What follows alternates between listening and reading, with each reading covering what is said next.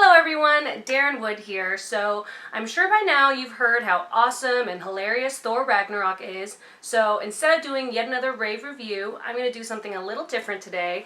I'm going to talk about why Funny Thor is the best Thor. Because initially there was a lot of criticism about taking Thor in a humorous direction.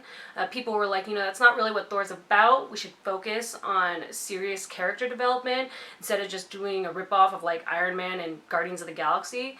Which, I totally get. When I first saw the trailer, my friend and I called it as Guardians of the Galaxy.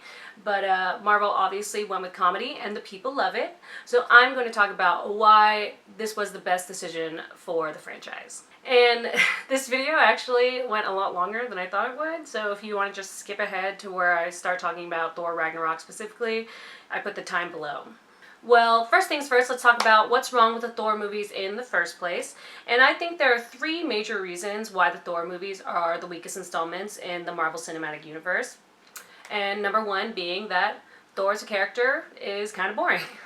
I'm gonna be real, Thor is not my favorite in both the movies and the comics. Like, don't get me wrong, there's some really cool Thor shit out there, like God Butcher's super tight, Beta Ray Bill's a classic, and, he's got some really good moments in the Avengers movies, but I've just never really been into those godlike superheroes. Because to me, it's always the same shit with those kind of characters, They're crazy powerful, always have been, always will be. They're always fighting these, like, astronomical battles where the stakes are, like, ridiculously high. It's just redundant. They're just hard to relate to. The director of Thor Ragnarok, Taika Waititi, actually pointed out that Thor is basically a good-looking rich kid from outer space. And, you don't want to root for that guy. Thor in general as a character is not very thrilling. Unless he's doing a shirtless scene, then I'll allow it.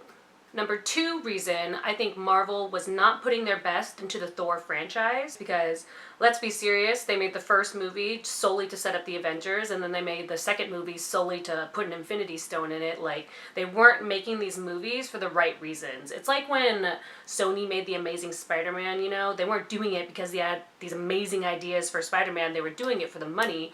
Likewise, Marvel wasn't making Thor movies because they had these amazing ideas for Thor. They were just trying to line things up for the greater Marvel Cinematic Universe plot. And as an audience, you can tell when it's not a passion project, like the whole first movie was super unnecessary, just, half-ass writing, half-ass character development, half-ass sets, half-ass production. It's just everything looked like shit. Like the CGI was meh.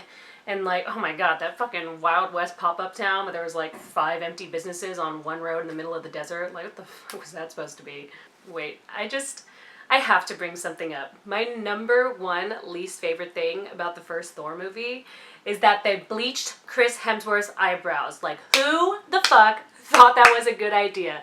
It looks so ridiculous, like, as if that was the missing component to make him really look like Thor, Like, you can't be super blonde without bleached eyebrows, just ask any girl in the world, like, no, do not fuck with the eyebrows. Just like, I'm sorry, it makes me laugh every time I see it. I hate it so much. But the only good thing about the first movie is Loki, and Marvel knows it, so.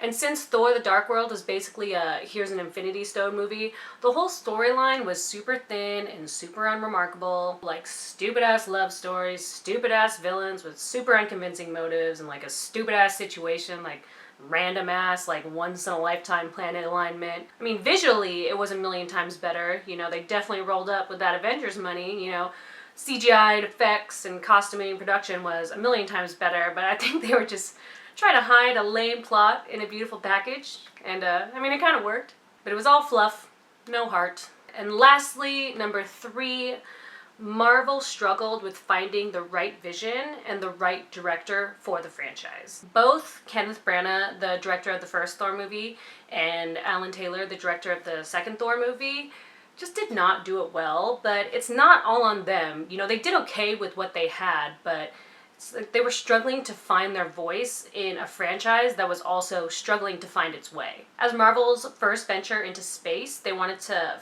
find the right tone to set Thor apart, but they just didn't.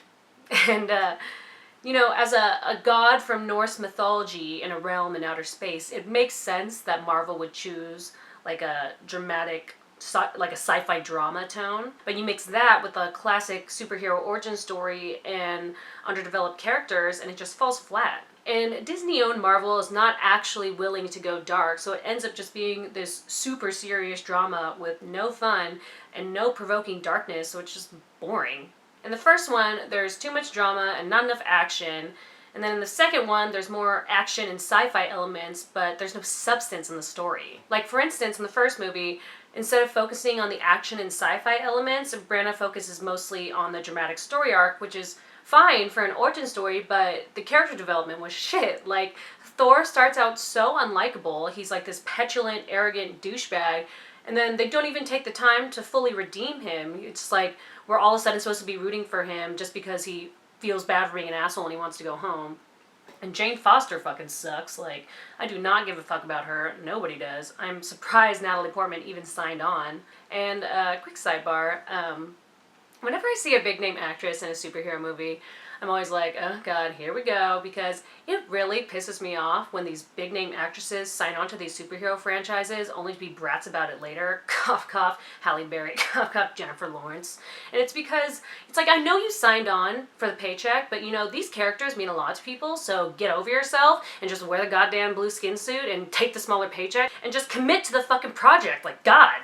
But that being said, I actually don't blame Natalie Portman for dipping out of Thor because Jane Foster is such a lame-ass character. Like, Natalie Portman is bomb as fuck and she can bring a lot to the table, and then all they gave her was this, like, basic-ass damsel in distress wrapped in a scientist role, you know? It's like as if Marvel didn't think we'd notice. It's like, oh, well, she's not a damsel in distress because she's an assertive genius scientist. And it's just like, no, actually, she's still just a bitch on the side that, you know, contributes nothing to the solution and needs to be saved, so, you know, nice try.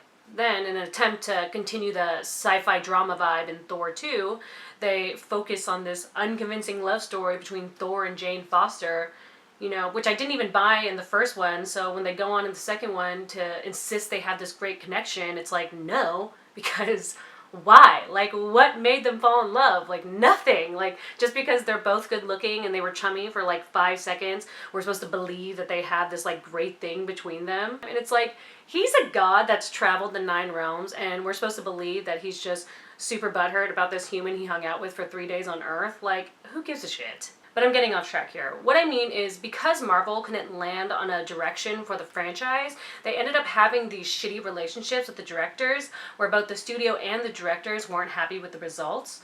Apparently, Marvel interfered a lot in both movies, because they were adamant about it following the classic, you know, Marvel movie formula, and they weren't willing to give creative control to the directors. And Alan Taylor was very vocal about his negative experience working with Marvel. And it definitely translated into the quality of the movie. You know, he said something like, you can't have a $170 million budget and not expect there to be a lot of collaborators, but he just didn't expect that he would have so little control, because apparently he didn't even get a final cut of Thor Dark World. Like, he claims that the movie that he made and the movie that came out were 2 different movies, and that a lot of shit went down in post-production that he had no control over. For instance, Alan Taylor didn't like the amount of exposition in the movie, you know, the whole, like, this is why this is happening shit, which I totally agree with, you know, but Disney Marvel has to make movies for everyone to enjoy. And, for example, like, apparently Marvel insisted on having a scene where Loki is sentenced to prison instead of just showing him locked up. And then Alan Taylor was like, we should just trust the audience to figure out themselves that he's a bad guy and he's obviously paying for some serious crimes. But Marvel was pretty much like, well, we know it works, so too bad. And then Alan Taylor was like, Marvel does not give a fuck about their directors. It totally sucked working for them. And then Kevin Feige, who is the president of Marvel Studios, fired back and was like, well, you know, actually, Jon Favreau, Joss Whedon, and James Gunn were all able to realize their visions and make unique movies under the same conditions, so I think it's just you. But to me, it seems like both parties were at fault. Like, Alan Taylor wasn't really given good material to work with in the first place, and then Marvel wasn't happy with the movie that he put out, and so Marvel just stepped in and was like, you know what, fuck it, we'll just do our classic Marvel movie formula just to be safe. So bringing it back to why Funny Thor is the best Thor, Marvel knew that what it had done for the first 2 Thor movies wasn't working, so it makes sense that they would want to try something new for Thor 3. So why did Marvel decide that making Thor more fun would improve the franchise? Well, if you want to fix something, first you have to identify what's wrong with it. So, considering the problems we just talked about, we can kind of understand how Marvel came to their decision. Like, problem number one, Thor was boring and unrelatable. Solution, you humanize him and humorize him. It's not a word, but it flows, so whatever. Problem number two, no one likes these half-ass filler stories. Solution, invest in an awesome standalone film. Problem number three, the dramatic direction is unsuccessful and poorly executed. Solution, go in the comedic direction and then find a director that specifically specializes in comedy. And that's where Taika Waititi comes in. And can we just just stop and give him a round of applause, because that dude is a fucking rock star. He is going places and I am all about it. Just bless him for blessing us with Thor Ragnarok. So why is Thor Ragnarok the best Thor movie? Well, not only did Marvel directly address the problems of the previous two Thor movies, they finally figured their shit out and played into their strengths. They were past the origin stories, they were past the Infinity Stone introduction, so they finally had the freedom to take Thor in a new direction. And with the success of Guardians of the Galaxy, they were able to test out another version of the Marvel Cosmic Universe. And it turns out people like funky, weird, fun space shit. Like, the cosmic universe doesn't have to be this, ominous great unknown, It can be this, strange, colorful adventure. So Marvel's like, cool, funky outer space shit works. Let's ditch this dramatic shit and have some fun. And you know what else? Chris Hemsworth has amazing comedic timing. So let's utilize that because the people love it. And who else people love? Tom Hiddleston. So let's give him a big role. Let's have a motherfucking space party. Marvel finally had a clear vision with what they wanted to do with the franchise. And because of that, they were able to effectively seek out the right director for the project. And even better, they gave him creative control. And let's talk about Taika Waititi, because he is the mastermind behind the amazingness that is Thor Ragnarok. Marvel specifically sought him out because they were looking for a fresh new comedy director. And prior to the Thor movies, he had primarily done indie comedy films in New Zealand. But then when he met with Marvel and pitched his ideas, they were just like, yes, bitch, we need you. Just do whatever the fuck you want. Please save Thor. Waititi was able to break the mundane mold of the classic Marvel movie formula by seeing the redundancy and just flipping the script. Like I had referenced earlier, he realized Thor was basically a good-looking rich kid from outer space, and nobody wants to root for that guy. So how do you knock him down? You take away his powers. And that by taking away Thor's hammer and his freedom was also a way to strip him down and show his personality. And Waititi said that he was determined to give Thor a personality. His goal was pretty much to take everything that was familiar and that had been done before in the MCU and do the opposite. And surprisingly enough, Marvel let him do it, which is huge because, Marvel has been known to stifle creative control. But Waititi said they pretty much let him do whatever he wanted. They just, helped him make sure he was staying on story. Like, that scene where Hulk and Thor are, sitting on the bed talking it out after a fight? Waititi said he had filmed the previous scene where they have that big argument, and he was kind of just like, where could they go from here? I know, let's have them, sit and talk it out, talk about their feelings and apologize to each other, because that's never been done in a superhero movie before. And apparently Mark Ruffalo was just like, dude, we're gonna get fired for doing all this weird shit. But, Marvel was all about it. They let Waititi approach Thor Ragnarok like an indie film, because Waititi's all about, encouraging improvisation and contribution and letting the story build on itself. Like he said that Chris Hemsworth and Mark Ruffalo and Jeff Goldblum all have amazing natural comedic talents. So he really encouraged them to kind of, do improv scenes and take scenes in different directions if they had ideas. And the product was they'd get, these amazing scenes that they didn't even originally plan. And I'm so glad that they finally realized how hilarious Chris Hemsworth is. And Mark Ruffalo too. And, I get it, in their previous movies they were keeping them true to character. But you know what? Thor's boring and Hulk is a huge bummer. So I'm glad they were just like, alright, fuck it, let's just use the natural talents of the actors we have. Which is smart, because they finally realize that they're far enough into the development of their universe that they can take some risks and capitalize on the advantages they already have. Which kind of leads into why I think making Thor funny was a smart decision for Marvel. Because not only did it allow them to make bank off their contracted actors' natural talents, I think it's going to be the last funny movie for a while. And you know, we're getting the Infinity Wars movies next, and I think we all know that everything's about to go to shit and a lot of characters are gonna die. Like, we all know that Thanos is gonna rip that Infinity Stone right out of Vision's forehead. And yeah, Chris Evans' Captain America contract is up, so the fun is over. But, you know, who knows how dark Disney Marvel is really going to go, because that's my number one issue with the MCU, is that, you know, they never really go there with the villains or the dark storylines. They gotta keep everything family friendly. But, I mean, if they're gonna do the Infinity War storyline, they're gonna have to. So I just have a feeling from here on out, all the movies are going to be very serious and very bleak. So Marvel wanted to have fun one last time. And you know what?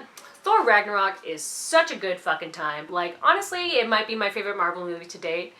That's a big statement. It might be. It's up there.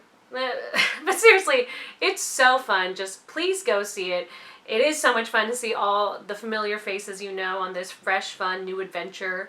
I would be remiss if I didn't mention how awesome it looks. Seriously, so stunning and so creative. Waititi said that he wanted the film to look like Jack Kirby's 1970s comic book art, which is so fucking rad, dude. Like, honestly, like, huge props to the creative team that made that shit happen, because seeing that come to life was just like, oh, my heart. Like, the sets, the concepts, the CGI, like, it was all so creative and so much fun, so colorful. Just, yes to all.